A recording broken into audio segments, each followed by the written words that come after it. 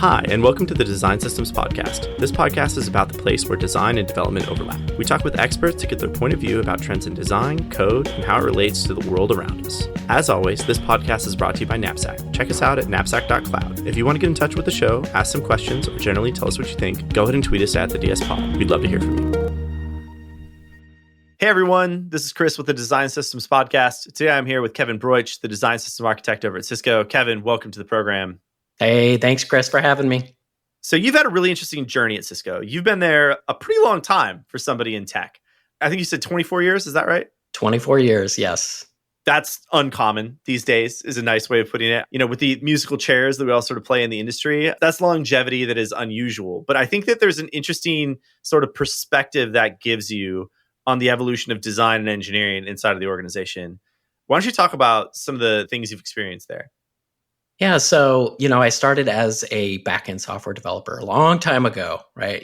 Before .com bust days. And, back then, C++, C, then I kind of, every 5 years, I sort of moved to either a different role or a different group at Cisco. And moving to different groups, it allowed me to grow where I didn't feel like my learning curve was kind of leveling off. And so I spent some time in voice. I spent some time doing Android and Java. And then, I spent a few years doing like a tech lead position at Cisco, which is very much a deep dive into it's like a single product. You're the subject matter expert, the technical go-to person, but you never get to see the canopy or above the canopy in the forest. You're always looking at the tree. And so I felt like at some point I was ready to move on to a new thing. And then I did move to the dark side, the design side of the house for 5 years. And that was an eye-opener. Yeah, I mean, that's a jump to go from Java and C, which, by the way, like when I was in college, I was a software engineer that was literally learning those languages and then jumped over to the web and front end code. That's quite a pathway. Like, what did that feel like jumping over into the design world? I'd always been interested in design. It had always been sort of like a siren song for me, calling me. I was always interested in design. I've got a background in architecture. And so the design, even on my team when we didn't have design resources, I was always the designer. So I would always do the mock-ups for our group. But when I moved over to design, it really allowed me to learn the underpinnings, right? The psychological underpinnings of design, the vertical rhythm, progressive disclosure, golden ratio, things that designers had been telling me and I didn't understand. And so it really helped me to be paired up and mentored by somebody that had worked at Apple for 20 years. And that was the eye-opening part for me, was to really understand how design kind of fit into a product and what that was all about. Yeah, that's interesting. If you think about the early origins of design systems, I think we mentioned this before, but like the whole Alexandrian pattern idea and the Christopher Alexander pattern language all comes out of architecture. Like that's kind of where this started, right? Was like, how do we build structures for people to live in or work in? And those patterns have then since been sort of adopted by the design system movement. That's right. Yeah. There's even terms like design systems have been named after like elements in architecture, like keystone, and they become like a foundation stone and things like that. So there is a lot of synergy between those two disciplines. And I think to be an architect, you also have to have not only the logical mathematical side, but the design side, the design sensitivity, right? That's a hard thing to have both of those skill sets, but to do them both well is equally hard. Yeah, I hear you. I think that some low-level APIs of Knapsack are still called Bedrock as sort of a nod to the foundations idea. So tell me what happened in 2014. Before the show, you were talking about sort of your first touch with design systems, and it happened around that time, which is, I think, reasonably common. That was when, the San Francisco SaaS meetup was happening and everybody was talking about it. It was around the time that I first touched anything that could resemble a design system. But what did that look like for you? Yeah, I always say necessity is the mother of all invention. But in our case, we had, a couple dozen applications that we were sort of managing and making bug fixes on and maintaining and pushing out to AWS, out to the cloud. And, in terms of like managing those, we had a small team. We were sort of forced into figuring out how to scale and how to maintain these. And one of the biggest issues really was keeping them all consistent, because a lot of the users of these applications were the same people that were coming in to leverage those tools. And so trying to keep that consistency became sort of a nightmare for us without having some sort of consistency on the UI. And so I really got into CSS at that point, really focusing on that presentation layer, learned a lot about CSS, and eventually realized, let's just have a single CSS for all these apps. Why have multiples, right? And so then we started using our CSS and sticking in as CDN. So we had sort of a single place where we had all the apps eventually point to. And that aha moment came when we were able to sort of flip on the switch to this next version of the CSS, and all of our apps were updated together in a sort of a consistent manner. And we just were like, this is how you do it. We're on the right track here. We're on to something. Yeah, I mean, I remember that light bulb moment also. That's really funny. The guy that ended up becoming my co-founder and I, we were working on a project for a big cosmetics company. And we ended up having a very similar sort of thing. Like, we were always blocked on backend development. So, we were waiting to have something to style, waiting to have something that you could apply CSS to in some interesting way.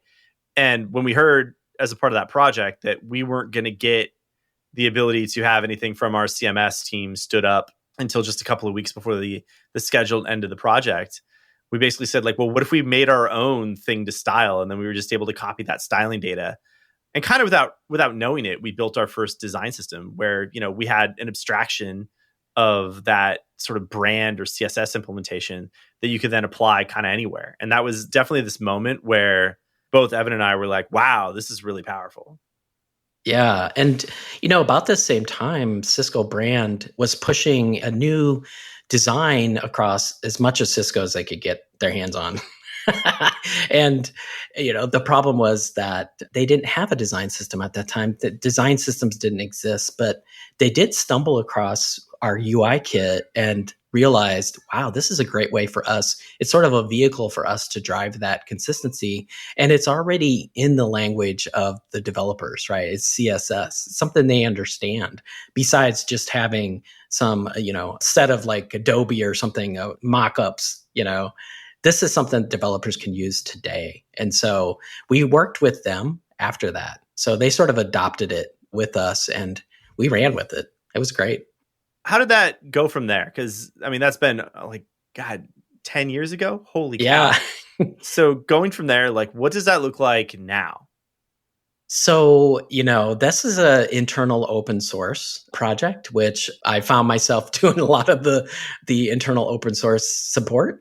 And I think, over time, eventually it kind of got passed by because there were other parts of Cisco that were looking at building fully formed design systems. And this kit was really just the CSS. So it didn't have all of the other stuff that goes into a design system. It didn't really have like an iconography guidelines, it didn't have icons, illustrations. It was missing the do's and don'ts, the guides. It has sort of over time been deprecated at Cisco in favor of some of these other fully formed design systems. So when Cisco was looking at how design, and in particular systematic design, gets applied to products, I think that there's obviously a sense of scale because it's Cisco and it's a big global company that has heaps and heaps and heaps of products, probably thousands, if not more. And you also have this thing where those products are sold in very interesting ways. Go ahead and talk a little bit about that, because I think this is a sort of hidden value here that I haven't heard of before. Yeah, so, we have different parts of Cisco. We have, Cisco.com. They have their own design system. We have, parts of Cisco that are still focused on like end consumer products like WebEx. And so they have their own design system. But the groups that I'm in now, we have a need for a design system that allows our products to be sold both a la carte and in bundles. And the customers, they're demanding that our products sort of work together sort of seamlessly, right? And so we need a consistent sort of user interface, something that sort of brings them all together. And it was something that was actually noted at like the executive level that, we really, if we're going to sell this like this and bundle this, it needs to be consistent. It needs to be familiar to our users. It needs to be something they can jump from application to application and not have to learn a whole new interface. So you have product A, product B, and product C. If you're a la carte buyer, you may just buy one of those products, but lots of people buy all three of those products together. If you're an a la carte consumer, it maybe doesn't matter that much that like product B and product C are a little bit different. But if you're buying all those products together, you're thinking about that one thing that you're buying, and you want A, B, and C to all feel, look, act similarly. That's right. It needs to feel familiar. It needs to have shared DNA of some sort. And I think, having multiple products over time, Cisco does purchase companies, and then we sort of bring them in, we onboard them into our system. We at some point have to, get them into a design system, right? So we have that uniformity, that consistency.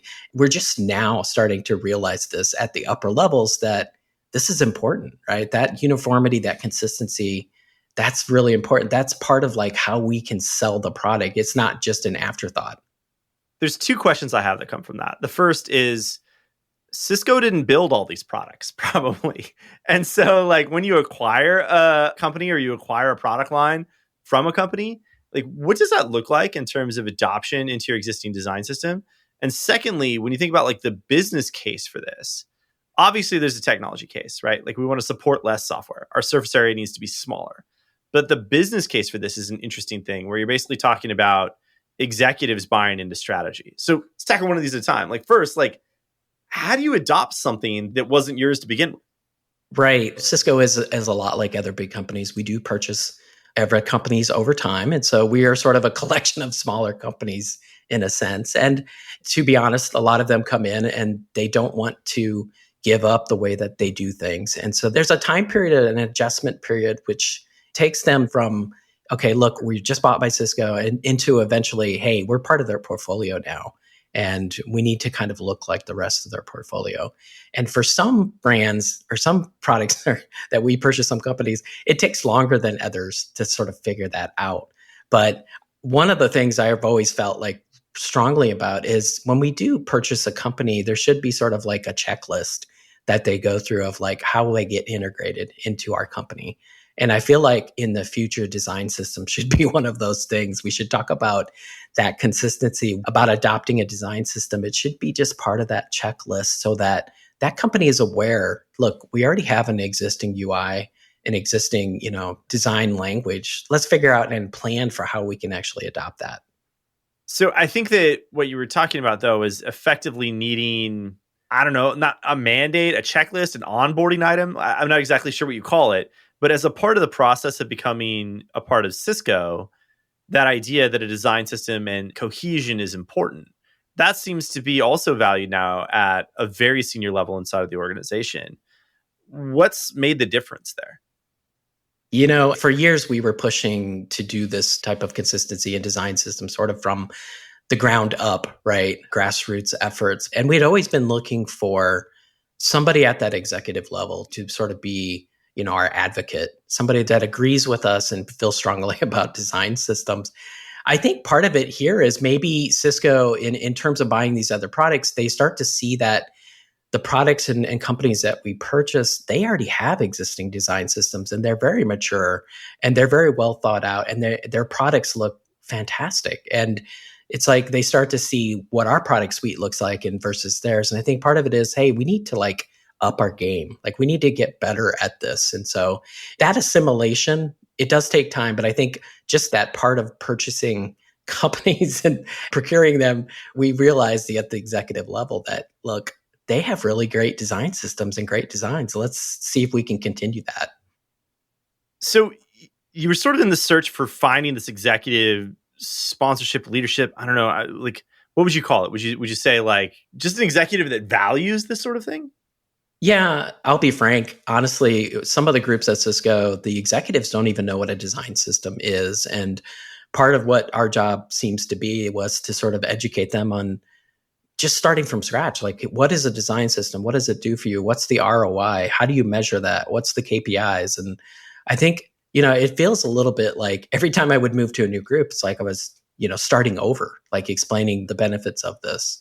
But it is now at a point where I feel like there is a critical mass that has been reached at Cisco where people do value design systems. There seems to be enough advocates out there now that they realize it does have value. Now, they don't maybe value it as much as like, oh, we need these new features, right? But it's at a level now where it's noticeable and it's starting to get the attention of the executives to the point where they're starting to announce things like out at Cisco Live. And it's scary and exciting at the same time. Yeah, I mean, it's the thing we always dream about, and then also the thing that is also really terrifying because it puts you in an area of more discomfort. I think that the interesting thing here to hear you talk is there's sort of this trend that's happening where you're seeing design systems as a way of working kind of percolate around your ecosystem in your orbit. And then there are other folks that are taking notice of that and basically saying, like, this is strategic for us. It's actually something that represents competitive value. Yeah, if we can just, I think that's the part is we can get to the point where it becomes foundational, right? Where a design system is just something where you start at, right? That's where you start because you know it scales, you know it's going to drive consistency. It's that contract between product management, design, and engineering that once they all agree upon it, it just makes it so much easier to build product and build it fast. Yeah, it's interesting you mentioned it that way. Like our mission as a company is to change the way people think about building products. And the idea of that reaching into a C-suite or VP suite inside of Cisco is really exciting because that does represent a recognition of the value of systems inside of an organization that operates at a global scale. And so the brilliant part here is that it's more than just tools, right? It's more than just like, oh, hey, there's this way of working that like you said is like at that feature level of complexity, right? Because most of the time, people that are highly paced in organizations, they don't really care about features. What they care about is like, what is the value that this creates for the business? And being able to represent that business value very publicly at a conference or very openly as a way of working inside of an organization, that's really cool. Yeah, it's refreshing and it does feel like it validates kind of what we've been working on for so long. Like you mentioned, 2014 is already almost 10 years. Yeah. And it does feel like it's been a bit of a long slog to get to this point. And maybe other companies have reached this point much sooner. But for the size and scale and sort of culture of Cisco, it has always been sort of more of a hardware company moving towards being a software company. It just took us, I think, a little bit longer. Well, you have all these things that are out there that are of strategic value, but they've been thought of as more like an asset, right? Like lightning or material or carbon. Yeah, they're ways of working. Yeah, they represent significant buy in from an organization.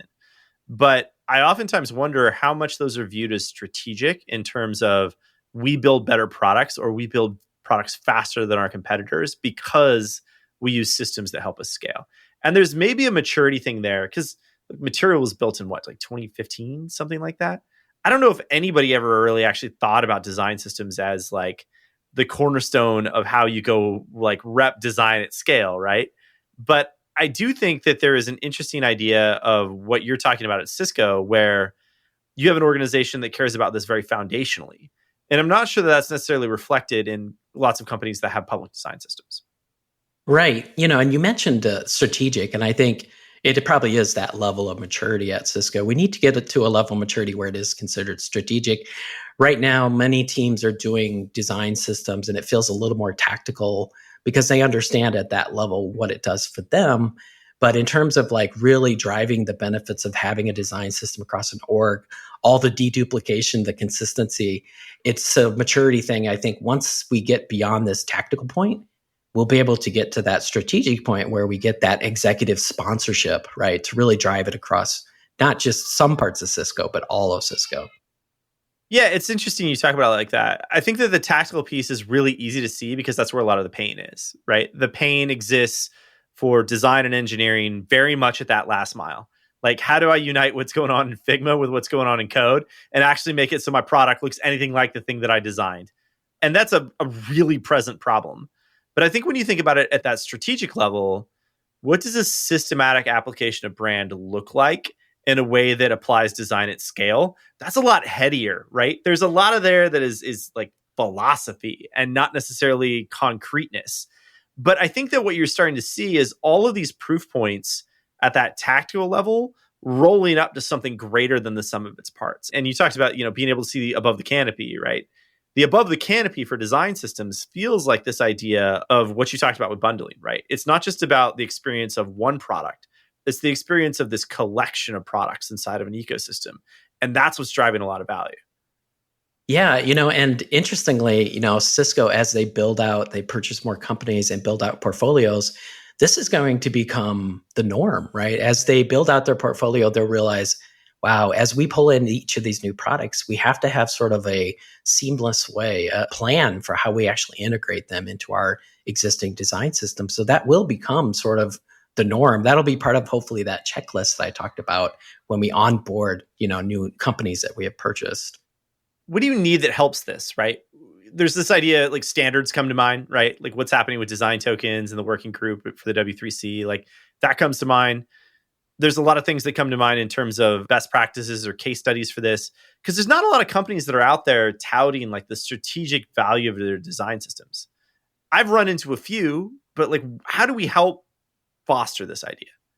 I think, once that dam was broke at Cisco, where we actually had an executive C suite talking about a design system at like a Cisco Live forum, it felt like, then you started to see like the entire organization kind of get behind it. Before that, you could talk about it and explain the benefits, and it didn't matter. It's like it never got on the product managers, off their backlog. It never got prioritized properly. But as soon as that C-suite person comes in and says something, it's like magically a lot of these backlogs. Now, all of a sudden, this stuff was becoming front and center, and everybody was focusing on the next quarter. Hey, we're going to focus on adopting this design system. And they all sort of got behind that. And now we're looking at ways to measure the level of adoption that some of those products are at.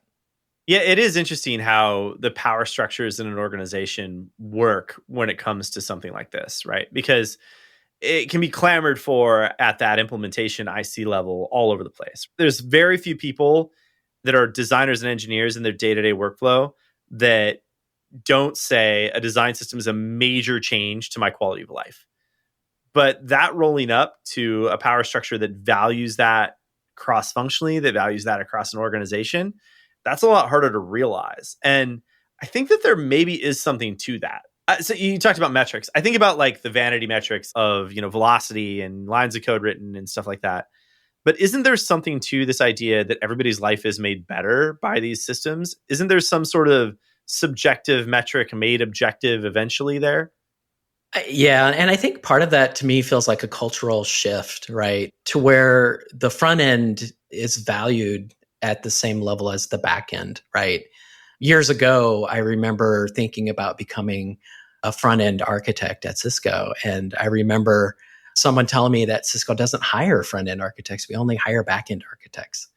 But then a few years later, they did end up hiring their first front end architect. And I felt like, wow, it's happening. It just seems like it needs to hit a critical mass, a certain point before we cross that threshold. And then the dam breaks and here we are. And I'm hoping that the same happens here, that it's not just a design system that sort of is across one business unit or product group, but eventually sort of gets sort of spread across all of Cisco, because honestly, there's parts of Cisco that could really use it and it would really be a game changer.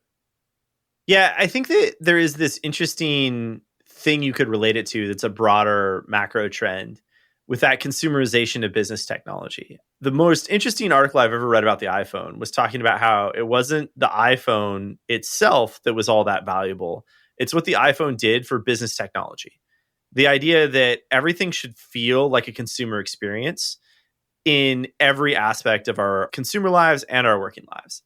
And that value placed on design showed that design, even in enterprise resource planning applications or server switch technology or whatever, actually has a place where people like to use user interfaces that are enjoyable. Shocker. But that hasn't really been something that is even 20 years old necessarily inside of most large enterprises, is the idea that your experience for your physical hardware technology should feel consumery to a point that people actually want to use it. Right. And the other part too, that Cisco maybe, they were a hardware company historically, but becoming a software company. A lot of engineering teams at Cisco were building front ends, but they had no designers, like zero designers. And I was on several of these teams where I was the designer, although not trained as a designer, but just somebody that had design The sensitivities. Java guy right? that likes architecture. Yeah. So like, hey, everybody stepped back and I stayed in the same spot and I became the designer. So, but that has changed. And so at Cisco over the last 5 to 7 years, I've really seen an effort, right, across multiple orgs to actually hire really good designers, like world-class designers, and build out design teams. But we still do have, a bit of a deficit on some teams that still have no design resources at all. It's a bit of like feast or famine in some parts of Cisco. Yeah, and it's also hard because think about all of the, 40, 50-year history of the company that has been applied to how you all work through code. And then all of a sudden, we value design. Well, how do you scale that design practice, which is equally as complex as a code practice? But, oh, by the way, you've had less than a quarter of the time to actually do that and value it.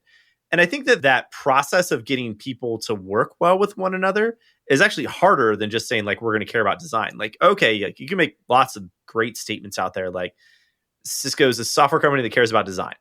Whether or not you've made that statement, I don't know. But presuming that that's out there in the world somewhere, like, how do you actually get there? And how you actually get there is very complex, and you're trying to do it really, really rapidly. Yeah, and we've had our fair share of ups and downs with hiring designers and scaling that out, because as you know, if you've never built like at scale a large design team, and I mean like greater than 50, greater than 100, there is like a set of processes and tools and things that you need to do to sort of accommodate all of that, right? Because that's a large group of designers producing a lot of design.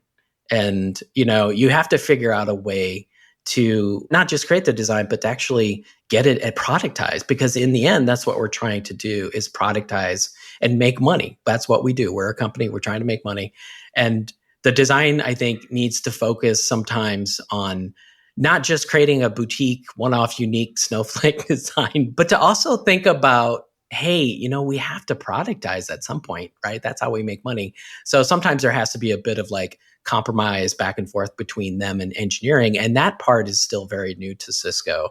That negotiation, that compromise is very new. Well, and it's often fraught. I think about the design to code process and how it exists now. And what's interesting about most organizations that we end up talking to at Knapsack is they're fundamentally unaware of how much pain exists in that design to code process. And almost all of it exists for product people. I mean, designers, yeah, they feel it. Engineers, yeah, they feel it. But product people, like, they live it. They live this idea of like, how do I connect design and code into a product that is going to have users that ultimately I'm accountable to? But holy crap, is that a really hard problem? And if you're able to tell somebody like, hey, systems is a way of solving this design to code pain, people's eyes kind of light up and they're like, I didn't know that there was ever something that could do that, that could take that away. Right. And I think in the past, there's maybe been different parts that people have adopted over time of a design system to try to drive some of that consistency. But it was never done maybe holistically, right? Where it's not just all about like an illustration or an icon library or even a component library. It's all of the above. And when you put it all together, it's greater than the sum of its parts. And I think that's the part where, if we can get to a point where we do have a fully mature, built out design system at Cisco, and we can show, the value of that, I think that's where it can explode. And eventually all of Cisco will sort of get onto that design system. I hate to say the word bandwagon, but. All right. So you're in an interesting place because you've lived this pain very personally on both sides of the fence. You've had time as an engineer, a lot of time as an engineer. You've also had time as a designer. Tell me kind of about your journey over the past couple of years as you went back and forth between these different disciplines. Yeah, I mean, like I mentioned, I've always been interested in design, and design was kind of a black box to me when I was on the engineering side. So I felt this is great. I need to learn more about design. So I really jumped at the chance when I could move. We were coming into an organization that was looking to build out a couple of very large web-based, cloud-based flagship products, very complicated, very large, but they wanted to also move fast. And so instead of going that MVP route, they kind of were like, let's just build it all. And they rushed it out the door with no design system, no component library. And, so as part of that process of coming in and evaluating, okay, where are we at? I came in, they asked me to lead the common components design system team, build that team out. And, part of us, we struggled with like, do we just start over, right? The apps are already in such poor condition. The quality was so low. Like, do we just start over? And I've had this in the past where that starting over came up. And there was always this thing of, if you start over, you have to have two teams, one team to maintain the existing product and the other team to build the new one and try to keep up with all the features. And it's always a nightmare. That parallelism never really works. No, I think you have to really think about retrofitting and doing brownfield. Even though it's harder, it's still, I think, in the end, is going to be easier, if that makes sense. Well, I think it's the only thing that's really viable. I mean, pulling off really, truly parallel products is extremely difficult because then even the transition is an area of pain. Like all of it is very fraught. Whereas at least in a brownfield situation, you have a pretty clear idea of this is where one thing starts and the other thing ends. Yeah. And, we started this, we were like, okay, let's roll up our sleeves and fix this. This is like, we can make this work. We knew what we were up against, but we were very optimistic thinking about it and how we were going to tackle it. But, I'm always like a very big believer in starting small, establish some trust, right, with the engineering, with designers. And we were going to focus on the low hanging fruit. So we were going to tackle the things, get some quick wins to really show like, hey, this is what we can do with the design system and kind of get people on board. Because at this point, we still had detractors on the design side and the engineering side that, what are you building? What is your team doing? I don't understand what you're doing. So in that snowball effect, when did the avalanche come? When did that like proverbial dam really burst for you in that project? It was so fun to see, right? Because we felt like we were in this slog for a long time, just working so hard. But I think the point at which we really saw it happen was when, we were building out a common component library. We were building the design documentation, interaction specs, visual specs. We were doing all the right things. But when we started to actually see the common components get adopted in the two flagship products, and it started to turn the corner because the developers, of course, were at first were like, I don't know. But then when they saw like these were production ready, right, components, like we had really put some thought into these. They were fully accessible, localizable, everything. And they could just pull out some of that old technical debt, drop in these new components. They ended up really liking it and they were supported. So they knew that they would get support with these components. And so that became the avalanche point for us when we started to see enough of these components get out there in our two flagship products. Boy, that is so validating to hear. I have to tell you, the the idea of it has to ship to production. It has to be production ready. That's one of the things that we believe really strongly in, is that the path to value, especially with engineers, is showing them that the thing that you've built is ready to go live at scale. And that is so critical to the trust that people place in these sorts of systems. Is, you get lots of stuff that is either generated or created or built in such a way that the considerations of scale around performance, accessibility, localization, theming, they haven't been thought of.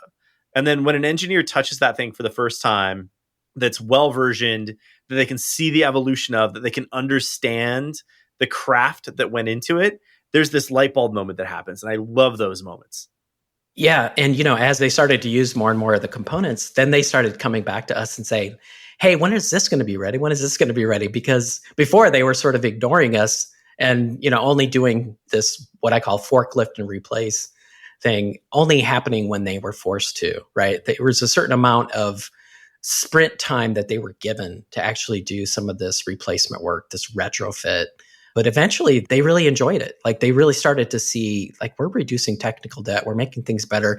Actually, the product's getting easier to maintain over time. The quality's going up. There's less tickets being written against it. It was really like we had turned the corner with that. Yeah. And I think that that's what I get back to with that idea of, subjective metrics ultimately aggregating into objective metrics. This idea that everybody was more stoked, right? They were more excited about the work they were doing. And that adoption is the thing that shows sort of, it's maybe the best metric we have right now of showing people's like level of stoke, right? Is that they're actually willing to use it. but there's probably something there about generally feeling like the work that they're doing is valuable to the product that feels like maybe a better way of representing it. Yeah, and it wasn't just the engineers that we were focused on with the design system, it was also the designers. So at the same time we were building this component library out, we were also building a companion Figma-based component library that was a one-for-one match. And then building these components and making them available to the designers, they loved that. That saves them time. It creates a deduplication and it allows for dynamic updates. Where in the past, I think a lot of the design, they were actually just copy pasting from each other. It became sort of a maintenance nightmare. It was impossible. So having a Figma component library that goes with your tooling-based, JavaScript-based component library, that was a game changer too. Awesome. So in all this, it sounds like there was a lot of learnings that were gathered both on the design and engineering side. What would you say were the big takeaways? If you had to summarize it into a couple of bullet points, like what are the things that you would leave our listeners with in terms of advice or learning? If you are retrofitting into an existing code base, I think the number one thing that we learned, and we didn't do it right away, but eventually we sort of started doing it, was collecting what I call design system telemetry, collecting metrics from the code base. So our engineers were using a monorepo, and we were able to write scripts that would go through the code base and detect on a per view, per product basis, sort of the adoption level, right? Using our components. And then we were also able to detect like older components. And over time, we were able to build sort of like these charts with trend lines showing how we were doing. This was something that we were able then to show upwards to our executives. Hey, we're making a difference. And look where we're at. Now we're at 80% adoption of the new components. That was great for us because it allowed us also to identify the components that maybe needed more attention. Because we were collecting also like the top five components that were being used in our system. So we started with that. And then we started replacing some of the big hitters like the table component, the header, the left nav. And that's when we really started to see quality improvements. And people started to look at our applications and going, wow, this is great, right? This looks good and it's consistent. One last thing too is I think design and engineering, as you know, it's so important that relationship that needs to be a bi-directional bridge, right? And I think so often there's that natural tension between those two groups. And it can really go bad if you don't curate that, you don't keep up with that. It's one of those things, especially the way big companies silo design and engineering into their own separate groups. It just becomes this we versus they kind of thing. And I've always been a proponent of like, you've got to build a bridge with them. You've got to like pull engineering in early and often because they'll spot things. They can see the blind spots that designers sometimes don't see. So that's important. Wonderful advice. Thank you so much for sharing your time. Awesome journey. Like a really incredible sort of look at a very, from the beginning to from modern times journey inside of Cisco. So thank you so much for sharing. It's been wonderful. Thank you, Chris. Appreciate it. Thanks again, Kevin. This has been the Design Systems Podcast. I'm your host, Chris, signing off. Have a great day, everybody. That's all for today. This has been another episode of the Design Systems Podcast. Thanks for listening. If you have any questions or a topic you'd like to know more about, find us on Twitter at the DS Pod. We'd love to hear from you with show ideas, recommendations, questions, or comments. As always, this pod is brought to you by Knapsack. You can check us out at knapsack.cloud. Have a great day.